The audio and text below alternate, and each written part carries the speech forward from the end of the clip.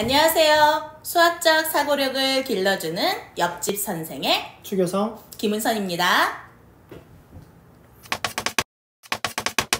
오늘 그러면 수능에 대해서 우리가 얘기를 나누고 있잖아요. 네. 근데 사실 수능이 어떻게 출제되는지도 고3 학부모, 이제 고등 학부모가 아니라면 사실 관심이 없으니까 알기 쉽지 않잖아요. 그래서 이 부분에 대해서 간단하게 말씀을 해주시면 좋을 것 같아요. 평가원에서는 이제 출제의 기본 방향을 뭐라고 이야기하고 있냐면요. 첫 번째, 대학 교육을 받는데 필요한 수학적 능력을 측정하도록 한다. 이게 아마 우리가 방금까지 이야기했던 수학적 사고력 이런 것들 이야기하는 걸 거예요. 그리고 두 번째, 단순한 기억이나 암기로 해결할 수 있는 문항의 출제를 지양하고 교과의 특성을 바탕으로 한 이해력과 사고력을 측정할 수 있는 문항을 출제한다. 이제 여기서 좀 오해를 하시는 분들이 있는데 암기로 해결할 수 있는 거 그동안 많이 나왔는데?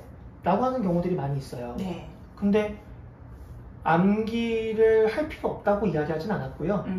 암기를 하지 않으면 못 푸는 건 내지 않겠다라는 거예요.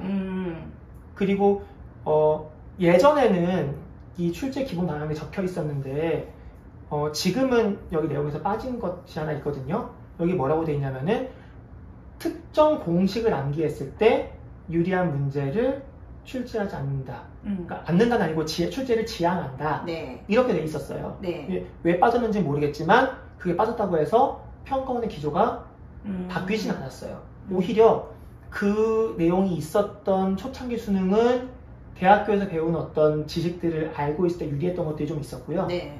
현재는 오히려 그런 것들이 거의 없어요. 그래서 선행학습을 차단하는 용도로는 네. 수능 시험이 좀 성공하지 않았나 이런 생각을 하고 있어요. 마지막으로 세 번째, 지나치게 복잡한 계산 위주의 문항은 출제를 지양한다라고 돼 있어요. 네.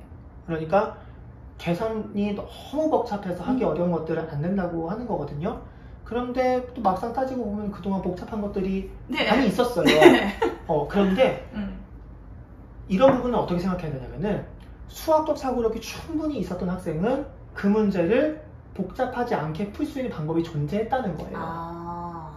그런데 그렇지 않고 접근을 하니까 계산을 뭔가를 많이 하든가 복잡하게 하든가 이런 게 필요하다는 거죠. 그러니까 이게 그 그거를 이제 간단하게 바꿀 수 있는 능력이 있는 친구들은 그렇게 복잡한 계산식이 아닌데 그런 방법을 쓰지 못하는 친구들에게는 너무 복잡한 계산식으로 느껴진다. 이런 말씀이신 건가요? 네. 그럼 수능 시험 이제 저희가 2점, 3점, 4점 점수 배점도 다르고 또 공통 과목 선택 과목도 이제 점수 배분이 어떻게 돼 있는지 이런 것도 좀 궁금하거든요. 네. 일단 수능 시험 전체 문항수는 30문항이고요. 점수는 100점이에요. 네. 옛날에 우리 때는 80점이었죠. 네. 바뀐 지 오래됐고. 네. 네. 그 중에서 이제 2점 문항이 3문항, 3점이 14문항, 4점이 13문항 해서 총 30문항이 나오는 거고요. 이제 배점 기준에 따라서 2점짜리가 3문항이니까 6점, 네. 3점짜리가 14문항이니까 총 몇 점이죠? 3점짜리 14문항이요? 30 더하기 10이니까 42점이네요. 오, 사고력이 좋으시네요. 감사합니다. 그리고 4점짜리가 13문항이 있으니까 총 52점 해서 100점 만점인데 이제 공통 선택이 나뉘어 있잖아요. 네. 이제 기준에는 공통은 약 75% 정도 출제를 하고 선택은 약 25% 정도, 즉 4분의 3, 4분의 1로 출제를 한다고 하는데 점수가 이렇게 딱 떨어지진 않아요. 그러니까 네. 그 정도 가량이라고 이야기했지 정확하게 이렇게 딱 하겠다라고 하진 않았거든요. 그래서 이거를 이제 공통과 선택으로 나눠서 본다면은 2점짜리 2문항, 3점짜리 10문항, 4점짜리도 10문항 이게 공통에서 출제되는 거고, 그리고 2점짜리 1문항, 3점짜리 4문항, 4점짜리 3문항 네. 이 선택으로 출제가 돼서 이제 공통 과목이 74점, 네. 그리고 선택 과목이 총 26점으로 나뉘어서 출제가 되는 거죠. 그럼 이제 보통 킬러 문항이라고 하는 그런 문제들 있잖아요. 네. 이런 것 때문에 이제 과도한 선행이라든지 이런 게 많이 부추겨지는데 그런 킬러 문항들은 그럼 공통하고 선택 중에서 배분이 비슷하게 이루어지는 거예요? 킬러 문항은 보통 공통에서 한 2~3문항 정도 나오고요. 선택에서 1~2문항 정도 나오는데 한 3~4개 정도는 나오는 것 같아요.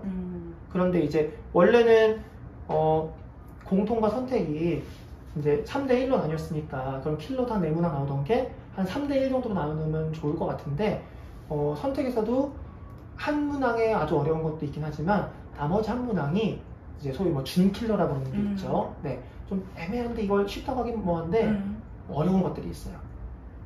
수학 공부를 어떻게 해야 할까? 내용 영역이 이야기해주는 것은 수능을 보기에 필요한 정도로만 지식을 습득하면 된다는 것이다.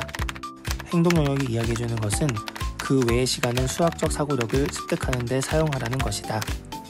네, 오늘은 이렇게 수능에 대해서 간단하게 선생님과 말씀을 나눠봤고요. 다음 시간에는 수학적 사고력, 특히 행동 영역에 구체적으로 어떤 영역들이 있는지 말씀 나눠보도록 하겠습니다. 다음 시간에 또 만나요.